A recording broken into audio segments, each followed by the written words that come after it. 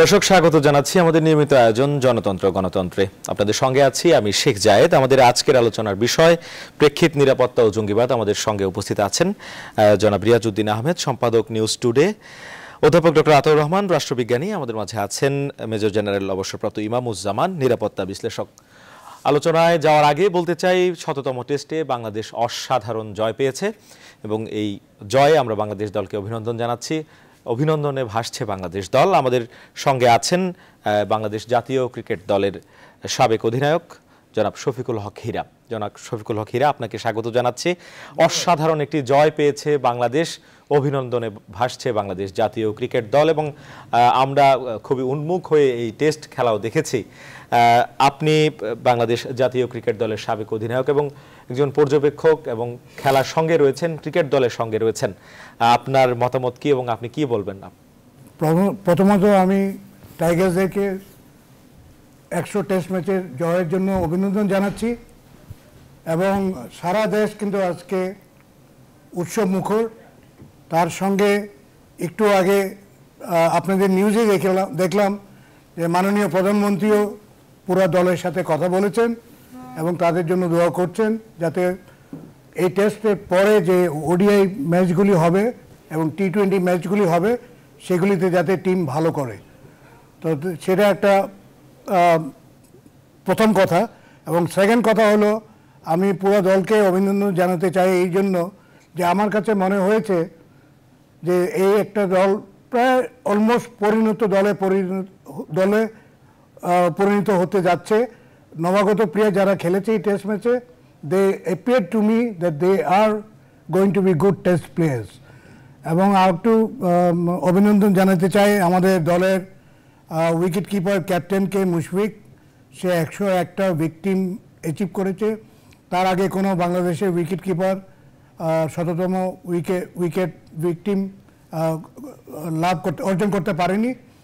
এবং সাকিব যদিও দ্বিতীয় দিনে একটু অ্যাগ্রেসিভ মুডে ছিল, পরে ও শুভবুদ্ধি হওয়ার কারণে এরপরে ও টেস্ট ম্যাচে তৃতীয় দিনে যে ব্যাটিং করলো সেটা টেস্ট মানানসই ব্যাটিং ছিল এবং ও সেঞ্চুরি করাতে এবং তার সাথে মুশফিকের 50 এবং এরপরে যে নবাগত দলে এসেছে Mosaddek, I am very impressed with Mosaddek.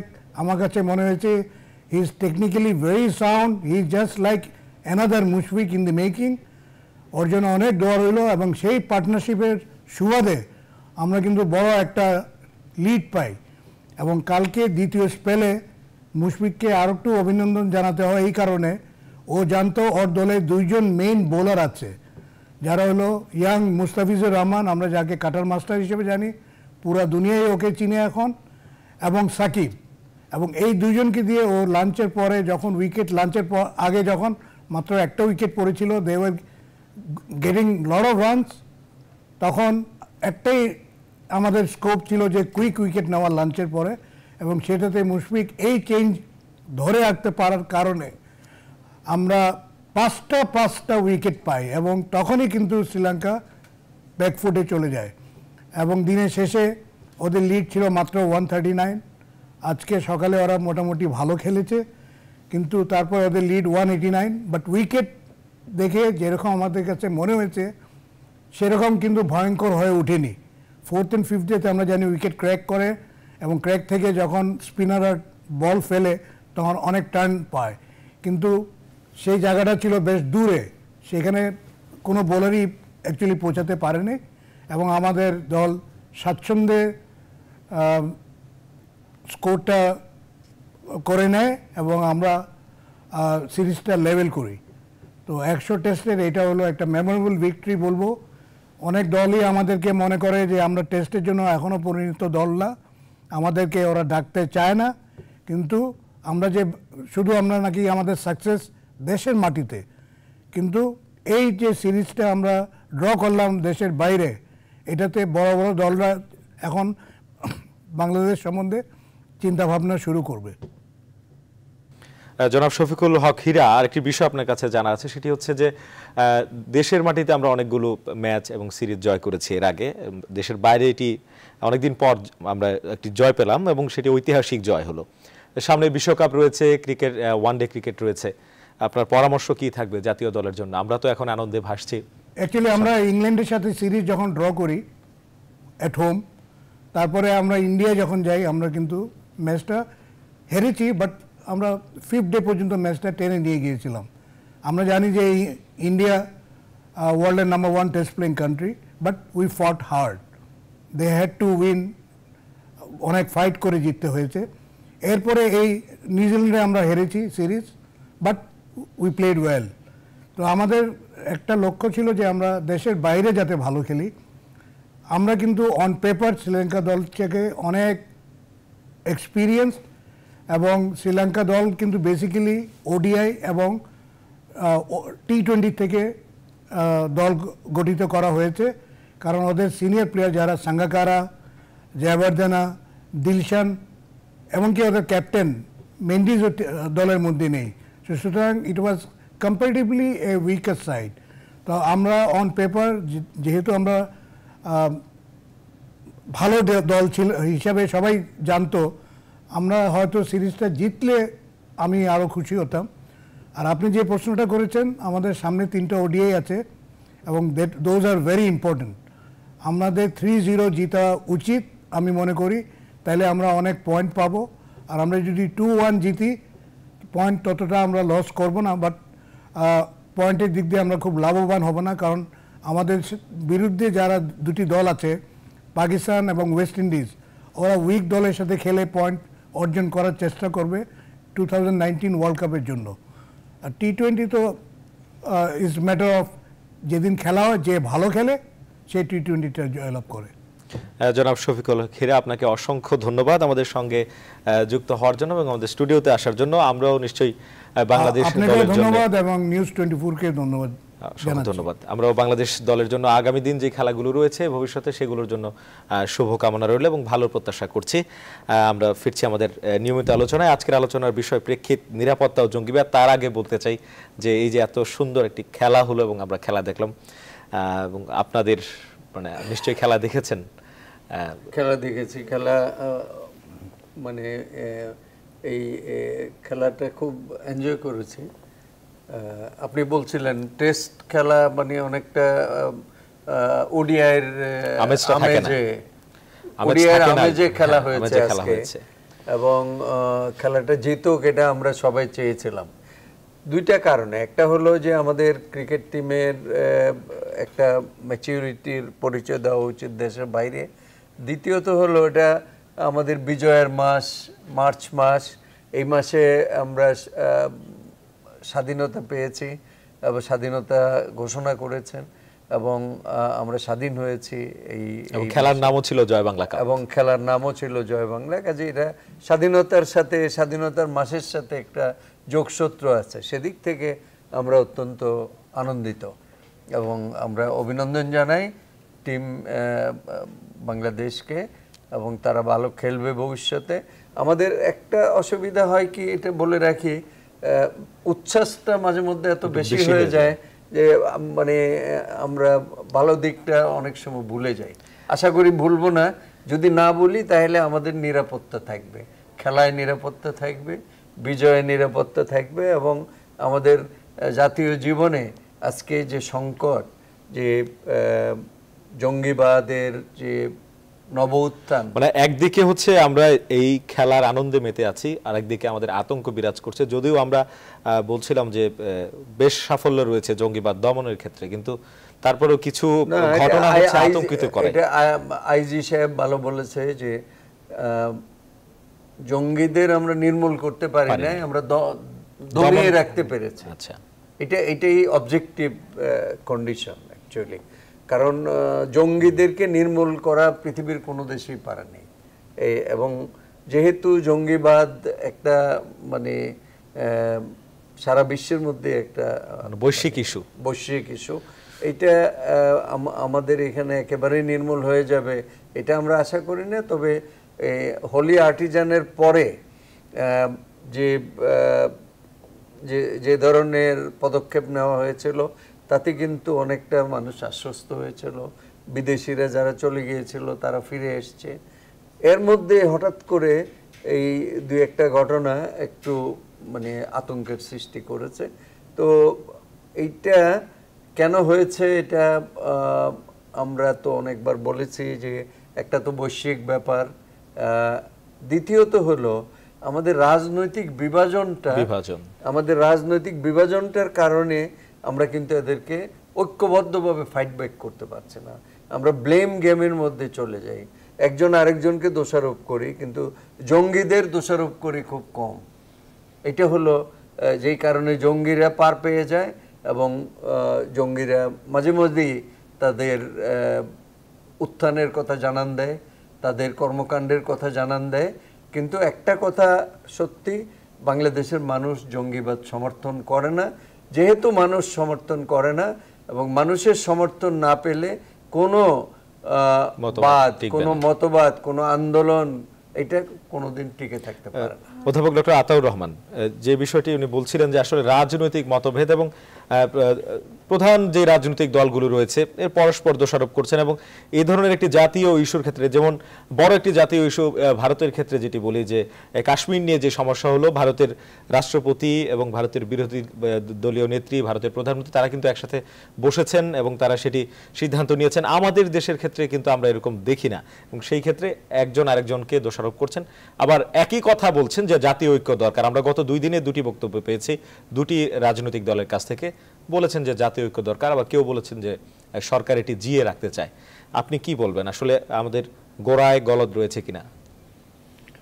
আপনাকে অসংখ্য ধন্যবাদ। প্রথমে আমি অবশ্যই আমাদের গর্ব এবং বাংলাদেশের গর্ব ক্রিকেট টিম, তাদেরকে আন্তরিক অভিনন্দন জানাই, কারণ এটা একটা বড় বিজয় আমি মনে করি, এবং বিজয়ের মাসে। আর যে কথাটা আপনি আজকে অবতারণা করেছেন, যে আমরাও বলি তাত্ত্বিকভাবে অনেক কথা বলি, যে গণতন্ত্রই বলেন, অর্থনৈতিক উন্নয়নই বলেন, বা আমাদের যে মানবিক যে এক্সিস্টেন্স, সব কিছুর ভিত্তি হচ্ছে নিরাপত্তা। সুতরাং এই যে জঙ্গিবাদ আমরা দেখছি বা সহিংসতা, এগুলো হচ্ছে আমাদের যে অর্জন, সব ক্ষেত্রে এটাকে ম্লান করে দেয়। সুতরাং এটা একটা মনে রাখতে হবে। সুতরাং এটা একটা জাতীয় ইস্যুই, এটাকে কারো এককভাবে কোনো পার্টি, কোনো দল, কোনো গোষ্ঠীর ইস্যু না, এটা আমাদের জাতীয় ইস্যু। এই কথাটা আমাদেরকে যদি মনে করি, তাহলে কিন্তু একটা কনসেনসাস স্বাভাবিকভাবেই আসতে হয়, কারণ এই কনসেন্সটা আমাদের এক একজন এক এক কথা। এবং রিয়াজ ভাই যেটা বললেন যে আমরা যে ব্লেম গেমে যাই এবং রাজনৈতিকভাবে এটাকে যদি আমরা করতে চাই, ইউজ করতে চাই, সেটা কিন্তু দেশের জন্য ভালো হবে না। সুতরাং আমরা এইখানে একটা আমার কাছে মনে হয় সরকার যেভাবে পদক্ষেপ নিচ্ছেন এবং বিরোধী দল যেভাবে কথা বলছেন, এর মধ্যে আমি একটু ফাঁক দেখি। সুতরাং এই যে বিরোধী দলে কোনো মতেই এই ফাঁক থাকা উচিত না, তাদের সবসময়ই এটাকে সাপোর্ট করা উচিত। হ্যাঁ, যদি সরকার বা আইন শৃঙ্খলা বাহিনী কোনো ভুল ভ্রান্তি করে, সেটা ধরিয়ে দেওয়া দরকার, এবং ভবিষ্যতে যাতে না করে সেজন্য আমাদেরকে পরিষ্কারভাবে একটা স্পষ্ট নির্দেশনা থাকা দরকার, সেটা হতে পারে। আরেকটা যেটা বললেন যে এই যে রাজনীতিকীকরণ আমাদের একটা সমস্যা, এটা জাতীয় সমস্যা নাও, কিন্তু জঙ্গিবাদের ক্ষেত্রে আমি বলবো প্রত্যেকটা দেশই দেখেন এটা একটা কনসেনসাস বা জাতীয় ঐক্য হয়ে গেছে। ওয়েস্টার্ন কান্ট্রিতে যেরকম হয়েছে, এবং আমাদের যে সমস্ত মুসলিম কান্ট্রিগুলো যারা হতে পারে নাই, তারা আজকে কি সহিংসতায় দেশকে ধ্বংসের পথে ক্ষতবিক্ষত।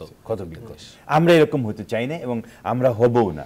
সুতরাং আমাদের এই দিকটা যদি মনে করি, তাহলে হয়তো আমাদের আগামী দিনে একটা আরও ভালো অর্জন, স্থিতিশীলতা যেটা আমরা বলতে চেয়েছি, স্টেবিলিটি, এবং আমাদের যে উন্নয়ন, এটা আরও ত্বরান্বিত হবে। মেজর জেনারেল অবসপ্ত ইমামুজ্জামান, যেই বিষয়টি উনি বলছিলেন, আমরা যে বাঘ এলো বলতে বলতে আমরা যেটি দেখলাম যে সাথে বোমা বাঁধা, সেটির বিস্ফোরণে মারা গেছে। যদিও আইনশৃঙ্খলা বাহিনীর পরিভাষায় আত্মঘাতী বলা হচ্ছে না, কিন্তু আমরা দেখলাম আর কি যে মানে আত্মঘাতীর মতোই মানে হামলার ধরন যেটি সেটি। এবং এই ধরনের ঘটনা মানে বাংলাদেশে হচ্ছে বেশ, গত যে কয়েকটি জঙ্গি বিরোধী অভিযান, সেখানেও দেখা গেছে যে নিজের সাথে থাকা বোমা বিস্ফোরণ ঘটিয়ে হয়তো উড়িয়ে দিয়েছে এরকম ঘটনা। এবং নতুন করে একটা অন্যরকম আতঙ্ক মানে বিরাজ করছে এবং একই সাথে আইন শৃঙ্খলা বাহিনীর পদক্ষেপ, সেটি হচ্ছে মস্তিষ্ক এবং যেই মগজ ধোলাই করা হচ্ছে জঙ্গিদের এবং তাদেরকে জঙ্গি বানানো হচ্ছে, সাধারণ মানুষ থেকে তারা জঙ্গি হচ্ছে। ঠিক মানে কোন জায়গাটায় আমাদের আসলে শুদ্ধ হওয়া উচিত, কোন জায়গায় ঠিক করা উচিত, যেখান থেকে শুরু করা উচিত যে আমরা এই মতবাদটাকে এখান থেকে সরিয়ে দিতে পারবো? শুধু তো আইন শৃঙ্খলা বাহিনীর অভিযানেই কি সম্ভব? আমি শুরুতেই আমাদের ক্রিকেট দলকে অভিনন্দন জানাচ্ছি সেই ঐতিহাসিক বিজয়ের জন্য। ক্রিকেটের ইতিহাসে, বাংলাদেশের ইতিহাসে এটা অবশ্যই একটা মাইল ফলক। এখন আপনার প্রশ্নের জবাবে আসতে এইভাবে আমি দেব যে পৃথিবীর অন্যান্য দেশে যে আমরা তুলনা করি জঙ্গিবাদ, সেই তুলনায় বাংলাদেশে জঙ্গিবাদ খুবই নগণ্য, খুবই ছোট আকারের। কারণ পাকিস্তানে যেসব বোমা বিস্ফোরণ হয়, এক একটা বোমা বিস্ফোরণে 50 জন 60 জন এমনকি শতাধিক লোক নিহত হন। ফ্রান্সে যে কয়েকটি ঘটনা ঘটলো, ইংল্যান্ডে ঘটলো, এমনকি আমেরিকাতেও ঘটলো, তারপরে টার্কিতে নাইট ক্লাবে গুলি করে মারলো, সবগুলোই তো সন্ত্রাসী, সবগুলোই জঙ্গিবাদ। তো সেই তুলনায় পৃথিবীর উন্নত দেশগুলোয় যে ধরনের লোক নিহত হতাহত হচ্ছে জঙ্গিবাদের ত্রাসের কারণে, সেই তুলনায় বাংলাদেশে পরিস্থিতি অনেক সহজ, অনেক সহনীয়। আমাদের এখানে একজন সন্ত্রাসী বা জঙ্গি দেওয়াল টপকিয়ে র্যাবের অফিসে হামলা করার বা আক্রমণ করার চেষ্টা করেছে, সেখানে তার বোমা ফেটে মারা গেছে। আরেকজন খিলগাঁওতে মোটরসাইকেলে র্যাব চেকপোস্ট অতিক্রম করতে গিয়ে গুলিবিদ্ধ হয়ে মারা গেছে, তার সাথে বোমা পাওয়া গেছে, তার কাছে সাথে বোমাকে। নিশ্চয়ই সে সন্ত্রাসী না হলে সাহস করে তো মোটরসাইকেল দিয়ে সে জোরপূর্বক চেকপোস্ট ডিঙ্গিয়ে যেত না। সে ভদ্র আরোহী হলে পুলিশের সংকেত মোতাবেক থামতো, তার কাগজপত্র চেক করাতো। এখন অর্থাৎ আমাদের কেসগুলো ইন্ডিভিজুয়াল।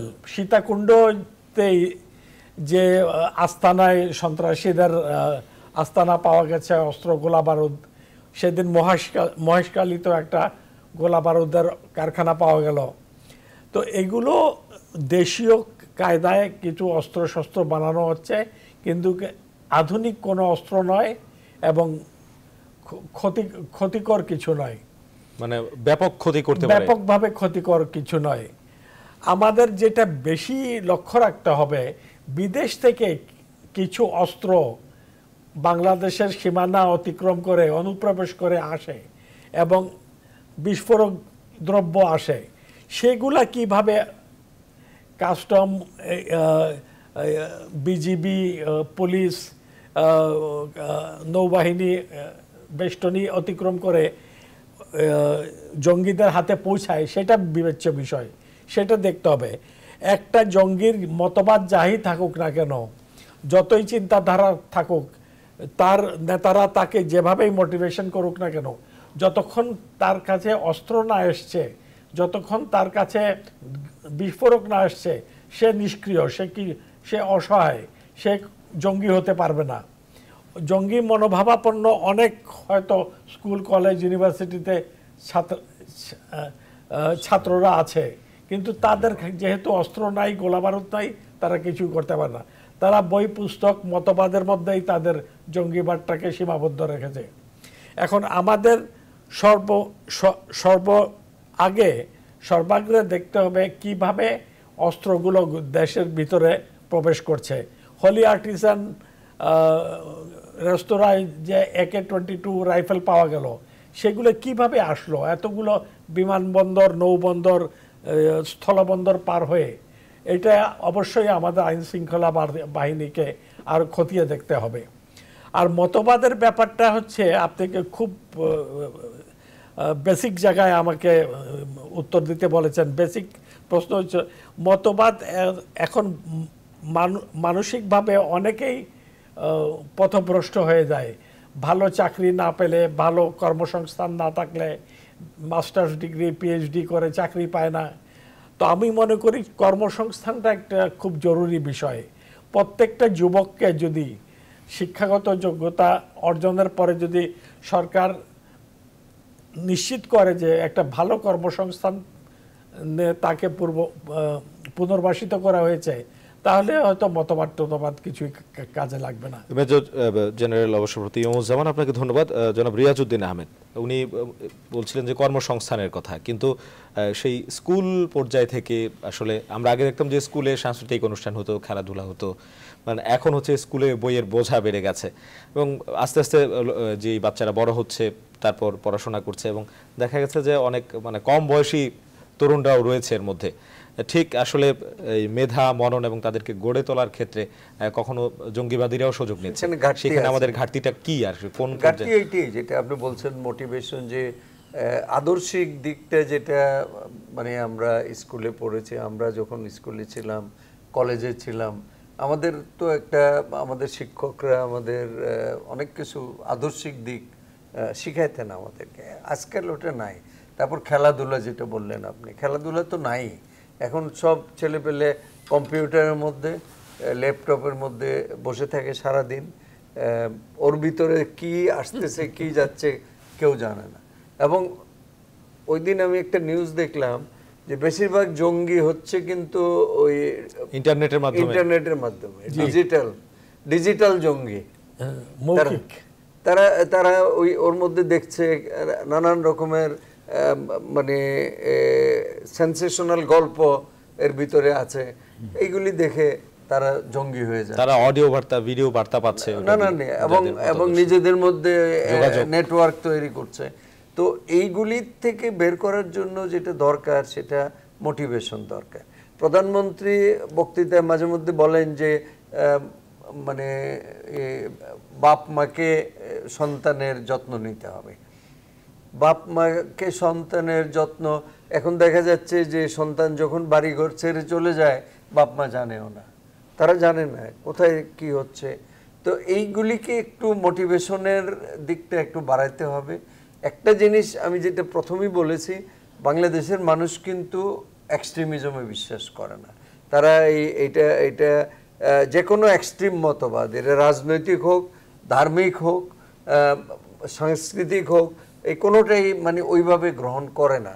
এইটা কিন্তু একটা বড় সেফটি ভালভ, একটা নিরাপত্তার এটা সবচেয়ে বড় দিক আমাদের। যেই জন্য এই জঙ্গিরা কিন্তু কোনো জায়গায় আশ্রয় প্রশ্রয় পাবে না। তারা যদি স্যাংচুয়ারি না পায়, তারা যদি তাদের কর্মকাণ্ডের জন্য একটা জায়গা না পায়, কোথাও আশ্রয় না পায়, তারা কাজ করতে পারবে না। এবং এইটা কিন্তু বাংলাদেশে একটা দিক আছে। কিন্তু বড় জিনিস যেটা, যে আমাদের স্কুল কলেজগুলিতে মোটিভেশনাল কর্মকাণ্ড আরও বাড়াইতে হবে। খেলাধুলার দিকে বাচ্চাদেরকে এই কম্পিউটার থেকে একটু বের করতে হবে, ইন্টারনেট থেকে লাগবে। ইন্টারনেট আমাদের এই মানে আধুনিক যুগে বিশ্ব এগিয়ে যাচ্ছে, আমাদেরও যাইতে হবে। কিন্তু শুধুই কম্পিউটার এর ভিতর থেকে মানে কি আসছে কিছুই আমরা দেখছি না, কিছু দেখা সম্ভব না। আমরা কিন্তু মেয়েদের অংশগ্রহণও দেখতে পাচ্ছি। মেয়েদের যেটা হচ্ছে এটা দেখা যাচ্ছে যে মেয়েদেরকে তাদের স্বামীরা বাধ্য করছে, তাদেরকে দু একটা মানে স্টেটমেন্ট তারা করেছে। এবং মেয়েরা যে একেবারে এগিয়ে আসছে যে আমরা সমাজ বদলায় ফেলবো, ওরকম কিন্তু আতঙ্কিত হওয়ার মতো কোনো ঘটনা না। অধ্যাপক ডক্টর আতাউর রহমান উনি বলছিলেন যে পরিবারের কথা, মাননীয় প্রধানমন্ত্রীও বলেছেন যে পরিবার থেকে এটি মানে নিয়ে আসতে হবে। এখন অনেক ক্ষেত্রে আমরা এই যে তরুণদেরকে দেখতে পাচ্ছি, এর মধ্যে কেউ হচ্ছে একেবারে অতি দরিদ্র, আর কেউ হচ্ছে মানে খুবই রিচ পরিবারের, খুবই ধনী পরিবারের সন্তান। সেই ক্ষেত্রে হচ্ছে ধনী পরিবারের ক্ষেত্রে আমরা যদি দেখি সবাই নিজের কাজ নিয়ে ব্যস্ত, সন্তানকে হয়তো সময় দিচ্ছে না। এই প্রবণতা বা আর কোন বিষয়গুলো আসলে আপনার মনে হয় যে এই বিপথে যাওয়ার ক্ষেত্রে এবং সেগুলো থেকে মানে ফিরে আসা উচিত? একটা হচ্ছে আপনি যে কথাটা আগে বলছিলাম, আমরাও সেটা বলি, এবং বিভিন্ন এই যে রিসার্চে বা স্টাডিজে দেখা যাচ্ছে যে ইয়াঙ্গার জেনারেশন বাংলাদেশে 18 থেকে 30 এরাই কিন্তু বেশি ওভারহেলমিংলি মেজরিটি এরা এফেক্টেড হচ্ছে। সেখানে আমরা বলবো যে অবশ্যই পরিবার, পারিবারিক ভ্যালুজ, পারিবারিক শান্তি, এগুলো তো এফেক্ট করে, এগুলো আগেও এফেক্ট করেছে। এখন বিশ্বায়ন প্রক্রিয়ায় এখন মানুষের যে লাইফস্টাইল অনেক কমপ্লেক্স হয়ে গেছে, সুতরাং এখন আরো বেশি ছেলেমেয়েরা এফেক্ট করছে। কিন্তু এটাকে তো আর রিভার্স করা যাবে না, আমরা তো একেবারেই ওই পুরানো দিন ফিরে আনতে একান্নবর্তী পরিবার আর ওই আগের পরিবার, আগের শান্তি তো আর ফিরে আনা যাবে না, এভাবেই চলছে। আদর্শ লিপি বইও তো নাই, বইও নাই, আদর্শ নাই, কারণ পৃথিবী, গোটা পৃথিবীতে আমরা দেখছি, দেন আমেরিকান যুক্তরাষ্ট্রে আমরা দেখছি এককালে আমরা বলতাম একটা আদর্শ থাকতো, আমরা আরব দেশগুলো তো দেখছি যে একটা আদর্শ উম্মাহ বলে আমরা অনেক কথা বলেছি যে এদের আদর্শগত ইসলামিক বোধ। এখন তো আমরা দেখছি যে সবকিছু একটা হলো, এর মধ্যে আর কিছু নাই। সুতরাং এই জিনিসটাও দেখতে হবে যে ইয়াঙ্গার জেনারেশন তো কিছু পাচ্ছে না, রোল মডেলও পাচ্ছে না, আদর্শও পাচ্ছে না। সুতরাং তারা দেখছে যে এই সমাজে যে অন্যায়গুলো, এই সমাজে যে তাদের মধ্যে যে ডিপ্রাইভেশন, বঞ্চনা, সেটা এমপ্লয়মেন্ট হতে পারে, সেটা একটা ওই আমরা বলি ইন্টিগ্রেশন, একাত্মতা বোধ থেকে হতে পারে, রাজনৈতিক বঞ্চিত সেটাও হতে পারে। যেমন বাংলাদেশের জন্ম কি, বাংলাদেশেও তো জন্ম হয়েছিল রাজনৈতিকভাবে আমরা বঞ্চিত ছিলাম, সেরকম তাদের মধ্যেও একটা গ্রুপ ফিলিং, ইন্ডিভিজুয়াল ফিলিং, এগুলো হচ্ছে। সুতরাং সেই ক্ষেত্রে আপনি বলতে পারেন, কিন্তু আমি যেটা এখন মূল যেটা বাংলাদেশের জন্য প্রযোজ্য, সেখানে আমরা দেখব যে এই ইয়াঙ্গার জেনারেশনকে কিভাবে আমরা সঠিক পথে দেখেন। আজকে এই যে আমাদের শিক্ষার তো অনেক কিছুই লোপ পেয়ে গেছে, নট অনলি সাবস্টেন্স, আমরা দেখছি যে কন্টেন্টে নাই, আবার একটা মেকানিক্যাল, উনি যেটা বললেন যে কম্পিউটারাইজ সিস্টেমে আমরা চলে যাচ্ছি, সেখানে তো ভ্যালুজ বলে কিছু নাই। সুতরাং এগুলো আমরা একজনের কাছ থেকে আরেকজন পাচ্ছি, একজন বন্ধু আরেকজন বন্ধুকে শেয়ার করছে, তো সুতরাং সেইখানে একটা আমাদেরকে গ্যাপ, এটা একটা। 2 নাম্বার যেটা হচ্ছে যে রাষ্ট্রের ক্ষেত্রে কি হচ্ছে, রাষ্ট্রীয় বঞ্চনা, যে কথাটা, রাষ্ট্র কিন্তু একটা ইম্পর্টেন্ট নাও। আমরা বলি পলিটিক্যাল কনস্ট্রাক্ট, এখন যে রাজনীতি এমনভাবে সম্পদ তারপরে ভ্যালুজ ডিস্ট্রিবিউশন করছে, যে সেখানে কিন্তু একটা আমরা দেখছি যে একটা কন্ট্রাডিকশন, যে যার পাওয়ার কথা সে পাচ্ছে না, যে মনে করছে যে আমি equal, equality is a misnomer now, এখন কোনো ইকুয়ালিটি নাই। আমেরিকা যুক্তরাষ্ট্রে ওবামা আমলে আমরা দেখলাম যে প্র্যাগমেটিজম, ইন্ডিয়াও বলে যে প্র্যাগমেটিস্ট ফরেন পলিসি। এখন দেখেন কোথায় প্র্যাগমেটিজম, এখন আমরা দেখছি যে শক্তি মূল উৎস, উনি যেটা বলছেন যে শক্তি থাকলে I can justify everything. So justice means শক্তি, ন্যায় বিচার এখানে নাই। যে কথাটা প্রধান বিচারপতি বলেছেন যে ন্যায় বিচার যদি থাকতো তাহলে বাংলাদেশে অনেক কিছুই এই সমস্ত সুশাসন এবং এই যে জঙ্গিবাদ এইভাবে উত্থান, এটা সব ক্ষেত্রেই প্রযোজ্য, এবং এইটাই আমাদেরকে দেখতে হবে। আমরা ছোট্ট একটা বিরতি নেব, তারপর মেজর জেনারেল অবসরপ্রাপ্ত ইমামুজ্জামান আপনার কাছে আসবো। দর্শক, আপনারাও আমাদের সঙ্গে যুক্ত হতে পারেন স্ক্রিনে দেখানো নাম্বারে ফোন করে। জনতন্ত্র গণতন্ত্রের পর্যায়ে একটা বিরতি নিচ্ছি, ফিরছে একটু পর, সাথেই থাকুন।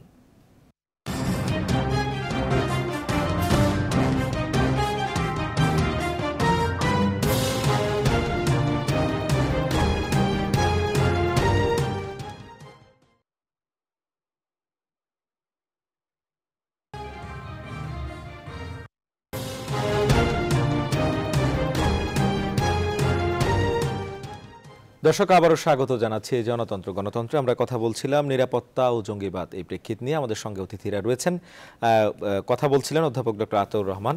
আপনি বলছিলেন যে আসলে এই ন্যায় বিচারের কথা বলছিলেন, সেটি সর্বক্ষেত্রেই প্রযোজ্য। আমরা মেজর জেনারেল অবসরপ্রাপ্ত ইমামুজ্জামান আপনার কাছে আসছি, সেটি হচ্ছে আমরা আসলে আমাদের চারপাশটা কতটুকু খোঁজ খবর রাখি, আমরা সমাজের বিষয়টা, ঠিক আমার আশপাশে কারা আছে সেটিও কিন্তু আমরা আমাদের কাজের চাপে হয়তো খোঁজ খবর রাখি না, বা আমরা এখন মনে করছি না। সেই জায়গাটিতে কি সচেতন হওয়া জরুরি নয়? অবশ্যই সেই জায়গায় আমাদেরকে সবাইকে সচেতন হতে হবে, এবং সামাজিকভাবে যে আমরা একটা এলাকায় বসবাস করি, আগের কালে যেমন এক বাড়ির থেকে আরেক বাড়িতে যাওয়া আসা ছিল, পাড়া প্রতিবেশীর সঙ্গে সুসম্পর্ক ছিল, পাশের বাড়ির বাচ্চাদের সঙ্গে আমাদের বাড়ির বাচ্চারা খেলাধুলা করত। তো এরকম আমাদের সেই অভ্যাসটা ফিরিয়ে আনতে হবে। শুধু অফিস সকালে 7টার সময় উঠে অফিসে গেলাম, অফিস থেকে এসে টিভি দেখে ঘুমিয়ে গেলাম, পাশের ফ্ল্যাটে কে আছে খোঁজ খবর নিলাম না, এই মনোভাব আমাদের বর্জন করতে হবে। আর একটা জিনিস আমাদের ঢাকা মহানগর পুলিশ খুব ভালো একটা পদক্ষেপ নিয়েছেন যে বাড়িওয়ালা এবং ভাড়াটিয়াদের লিস্ট, ঠিকানা, তথ্য থানায় দিতে হবে এবং সব পৌরসভা অফিসে যদি একটা লিস্ট মেনটেন করা হয় কোন বাড়িতে কোন ফ্ল্যাটে কারা বসবাস করছে, তাহলে একটা রেকর্ড থাকে। আর সামাজিকভাবে আমাদের শুধু নিজের পরিবারের উপর নিয়ন্ত্রণ রাখতে হবে না, নিজের সমাজের মধ্যে একটা সুসম্পর্ক রাখতে হবে। একটা ফ্ল্যাটে মনে করেন 14টা ফ্ল্যাট আছে, সব ফ্ল্যাটের বাড়িওয়ালাদের, ফ্ল্যাট মালিকদের মধ্যে একটা সমিতি হয়। সমিতিরা যদি প্রতি মাসে একবার মিটিং করে তাহলে সব বাড়িওয়ালাদের সঙ্গে দেখা হয়ে গেল। একজন দর্শক আছেন আমাদের সঙ্গে, আমরা একটু ওনার মতামতটা নিয়ে। দর্শক, আপনার পরিচয় দিয়ে আপনার মতামত বা প্রশ্ন করতে পারেন। হ্যাঁ, আমরা সংযোগটি বিচ্ছিন্ন হয়ে গেছে, আমরা নিশ্চয়ই পরবর্তীতে আবার সংযুক্ত। আপনি বলছিলেন যে বাড়িওয়ালাদের তথ্য থাকলে সেটি একটি বড় সহযোগিতা হচ্ছে। তো এইভাবেই আমাদের সচেতন থাকতে হবে। রেডিও, টেলিভিশন, নিউজ পেপারে, আরও গণমাধ্যমে প্রচার করতে হবে, জনসাধারণকে সচেতন করতে হবে, উদ্বুদ্ধ করতে হবে, মোটিভেট করতে হবে। আস্তে আস্তে আমার মনে হয় যেহেতু হোলি আর্টিসান ঘটনা সবার জন্য একটা শিক্ষণীয় বিষয় হয়ে এসছে, সবার জন্য একটা শিক্ষা দিয়েছে, আমরা নিজেদের স্বার্থেই নিজেরা সচেতন হব এবং একে অপরের খোঁজ খবর রাখবো। আমরা আবারও দর্শকের সঙ্গে সংযুক্ত হয়েছি। দর্শক, আপনি আপনার পরিচয় দিয়ে আপনার প্রশ্ন বা মতামত জানাতে পারেন। হ্যালো। জি জি জি জি জি আমি যশোর চৌগাছা থেকে কর্পোরাল রিটায়ার্ড তৌফিক বলছি। জি বলুন।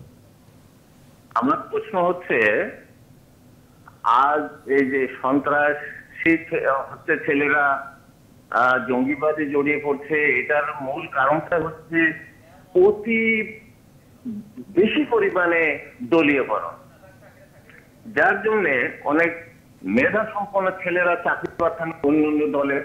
এই দেশ আমাদের পাকিস্তানিদের এই তাদের জাতীয় টানের কারণে, তাদের আমাদের অর্থনৈতিক এবং রাজনৈতিক কারণে আমরা তাদের থেকে সেপারেশন হয়ে আসছি। আজকে আমাদের দেশের সরকার চালিত হচ্ছে সেই একই নিয়মে। এই অর্থে আমি মনে করি এই জঙ্গিবাদ এবং সন্ত্রাসবাদে এই মেধাবী ছেলেরাই জড়িয়ে। দর্শক, আপনাকে অসংখ্য ধন্যবাদ। উনি বলছিলেন যে অতি দলীয়করণ, এবং সেটি একটি মানে নিশ্চয়ই সেটিও একটি কারণ, এবং মানে সব সরকারই দেখি ক্ষমতায় আসলে এরকম নিশ্চয়ই। মূল কথাটা হলো বটম লাইনটা হলো একটা হতাশা থেকেই মানুষ এই ধরনের বিপদগামী হয়ে যায়। দুই রকমে হয়। একটা হলো একসময় ধরেন আদর্শিকভাবে এই চারু মজুমদারের পিছনে লোক ঘুরতে ঘুরতে সেখানে নকশাল হয়ে গেল সব। মাওবাদীদের মানে ইয়েতে আমাদের দেশে সিরাজ শিকদার, জাসদ, এইসবে মানে মানুষ একসময় পতঙ্গের মতো আগুনের মধ্যে ঝাঁপ দিছে তরুণ সমাজ। আজকে এগুলি কিন্তু নাই। আজকে এই রাজনৈতিক আদর্শ নাই, দর্শন নাই, যে সমাজ পরিবর্তনের ডাক নাই। তাহলে কি করবে এখন? তাহলে একঘেয়ে জীবন, একটা মানে পরিবর্তন কি করা যায়? তখনই তার কাছে ইন্টারনেটে মেসেজ আসে যে তুমি একেবারে সোজা বেহেশতে চলে যেতে পারো, এই দুনিয়ার মধ্যে এত কষ্ট করে লাভ কি, এই এত হতাশা, চাকরি খোঁজার দরকার কি, চাকরি পাইবাও না।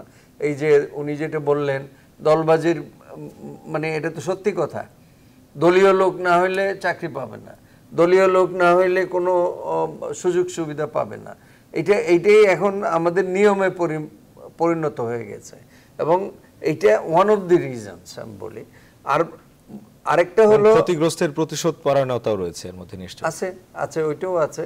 এবং কিন্তু আপনি দেখেন আগে যেটা বলতো যে খালি মাদ্রাসার ছাত্ররা এই জঙ্গি লাইনে যায়, এই হোলি আর্টিজানের ঘটনায় দেখা গেল। এবং এই যে আরেকটা ছেলে যে চিটাগাং এর যে মানে মারা গেল সিরিয়াতে, এতে হাইলি এডুকেটেড, অস্ট্রেলিয়াতে পড়াশোনা করছে, আইসা কেন এই লাইনে চলে গেল? এইগুলি মানে গবেষণা হওয়া দরকার। এখনো সঠিকভাবে বের করতে পারে নাই যে যারা যাচ্ছে তারা কেন যাচ্ছে, তারা পতঙ্গের মতো আগুনের মধ্যে কেন ঝাঁপ দিচ্ছে। তারা জানে যে এই মানে র্যাবের এর ভিতর দিয়ে নিষিদ্ধ এলাকা দিয়ে গেলে পরে আমাকে মেরে ফেলবে, তারপরেও যাচ্ছে কেন, এটার কি মোটিভেশন, কেনর উত্তরটা আমি ডক্টর আতাউর রহমান আপনার কাছ থেকে জানতে চাই, যে আসলে রাষ্ট্র গঠন করবে না কি করবে, আবার বলছে যে সোজা বেহেশতে চলে যাবে, কেন তারা এটি করছে, এটি নিয়ে কি কোনো গবেষণা হয়েছে বা আমরা সেই একেবারে গোড়ায় ঔষধটা দিতে পেরেছি কিনা? না, সমসাময়িক বিশ্বের দিকে তাকালে, এবং এটা যেহেতু জঙ্গিবাদ এখন বিশ্বব্যাপী, শুধু বাংলাদেশের সমস্যা না, সমস্ত বিশ্বের এবং বিশেষ করে মুসলিম কান্ট্রির এটা একটা সমস্যা। অনেক রিসার্চ বা স্টাডিজ হয়েছে, সে বিষয়ে কোনো সন্দেহ নাই। বাট অনেক সময় স্পেসিফিক কারণেও হয়, এক একটা দেশ এক এক রকম। এখন কিন্তু সেই সঙ্গে আবার কতগুলো একই ধরনের জিনিস কমনও আছে, কমন ফ্যাক্টরও আছে। একটা কমন ফ্যাক্টর যেটা আমি বলি, যে আপনি যেটা বললেন যে সমাজ পরিবর্তন হচ্ছে, যে এই যে অবক্ষয়গুলো এবং নিউ ভ্যালুজ, এদের সঙ্গে একটা দ্বন্দ্ব আছে। এই দ্বন্দ্বটাও মানুষের মনে, ইয়াঙ্গার জেনারেশনের মনে খুব প্রবলভাবে নাড়া দেয়। কারো মনে খুব বেশি নাড়া দেয়, সে তখন এটাকে সঠিক করার জন্য হয়তো অস্ত্র হাতে নিতে চায়, এরকম একটা তার মানুষের। কেউ মনে করে যে না, এর মধ্যে যে লাভ নেই, তার চেয়ে আমি অন্য কাজ করি। তো সুতরাং ওটা হচ্ছে আমরা বলি অ্যালিনেশন। সো এই যে সোশ্যালাইজেশন বা সামাজিকীকরণ প্রক্রিয়াটা, এটা কিন্তু তিনটা অংশে, একটা হচ্ছে সমাজ, রাষ্ট্র, আরেকটা হচ্ছে অর্থনীতি। তিনটেই হচ্ছে মূল। আচ্ছা, সমাজ কিভাবে? সমাজ তো পরিবর্তন। রাষ্ট্র যদি আবার এই ক্ষেত্রে এমন একটা ভূমিকা পালন করে, যেমন রাজনৈতিক দল যে যখন ক্ষমতায় আসলো, তারা মনে করে যে আমাদের যারা সাপোর্টার শুধু তাদের জন্যই রাষ্ট্র, এবং যারা অন্যরা তারা যদি মনে করে যে না, এই রাষ্ট্রের কাছ থেকে আমি কোনো ন্যায় বিচার পাবো না, তখন তাদের মধ্যে একটা হতাশ এবং তাদের মধ্যে একটা প্রতিশোধমূলক একটা প্রবণতা আমরা দেখতে পাই। আরেকটা হচ্ছে অর্থনৈতিক বঞ্চনা, যে কথাটা, এটা রিলেটিভ। যেমন বাংলাদেশ অনেক দরিদ্র বিমোচন, অনেক প্রক্রিয়ায় অনেক এগিয়েছে, কিন্তু তুলনামূলকভাবে কিছু লোক এত বেশি বড় লোক হয়েছে। এই তুলনায় কিন্তু মানুষের, এই বাঙালি সমাজ বলেন আর যে কোনো সমাজই বলেন, আমরা সবসময় অন্য কি করছে ওটাকেও দেখি, যে আমি এত গরিব কেন, ও অত বড় লোক কেন। সুতরাং এই যে একটা ইকুয়ালিটি, আমি দার্শনিকভাবে বলি যে অ্যারিস্টটল বলছে যে সব কিছুর ভিত্তি হচ্ছে inequality, the mad craving for equality, যে আমিও সমান ভাবে বাঁচতে চাই এই পৃথিবীতে, বা আমিও সমবন্টন চাই আল্লাহর এই যে resource. All men are born equal, তারপরে আনইকুয়াল হয়, আনইকুয়াল। সুতরাং তারা চায় যে ইকুয়ালিটি। সুতরাং এগুলো হচ্ছে, আমি বলছি যে তাত্ত্বিকভাবে এগুলো মানুষের মনে পীড়া দেয়, এবং তখন তারা যে কোনো একটা আদর্শের দিকে ধাবিত হয়, কোনটা বেশি ইকুয়াল। আমরা অনুষ্ঠানের শেষের দিকে রয়েছে। মেজর জেনারেল অবসরপ্রাপ্ত ইমামুজ্জামান, আপনি বলেছেন যে সীমান্তে অস্ত্র ঠেকানো বা অস্ত্র যেন না আসে, এই বিষয়গুলো বলছেন, কিন্তু মানে সার্বিকভাবে আইন শৃঙ্খলা বাহিনীর মানে বর্তমান অবস্থানে কি আপনি সন্তুষ্ট?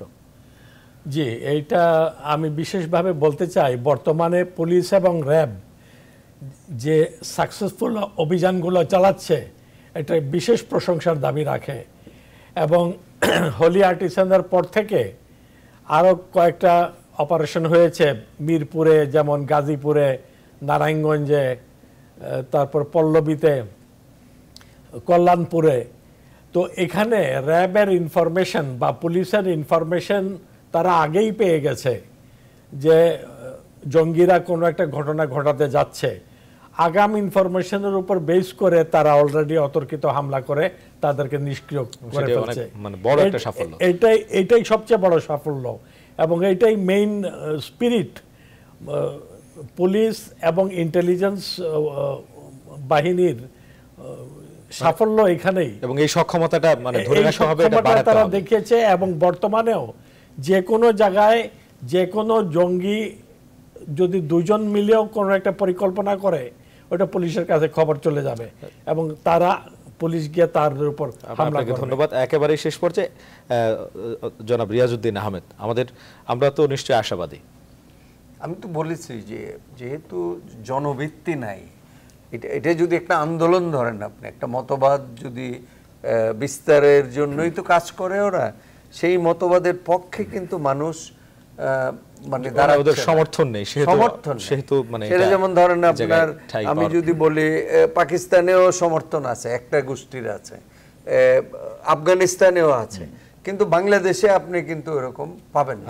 বাংলাদেশে এটা হোমোজিনাস কান্ট্রি, এখানে একই রকম মানুষ একই ভাষায় কথা বলে, কাজে এইখানে কারো পক্ষে কোনো গোপন কিছু কাজ করা, তৎপরতা, যেটা জনাব ইমামুজ্জামান সাহেব বললেন যে দুইজনে পরামর্শ করলে এর মধ্যে থেকে ইনফরমেশন লিকড হয়ে যায়। সেই ক্ষেত্রে আপনি যেটা বলছিলেন যে রাজনৈতিক একটা মতৈক্য দরকার, এবং আরো বেগবান এবং জোরদার হবে যদি সমস্ত রাজনৈতিক দল একসাথে বসে মানে এইটাকে অ্যাড্রেস করতে পারে, তাহলে আমাদের জঙ্গিবাদ থাকবেই না। আপনাদের তিনজনকে অসংখ্য ধন্যবাদ। দর্শক, এই ছিল আজকের জনতন্ত্র গণতন্ত্র। এতক্ষণ সাথে থাকার জন্য ধন্যবাদ সবাইকে।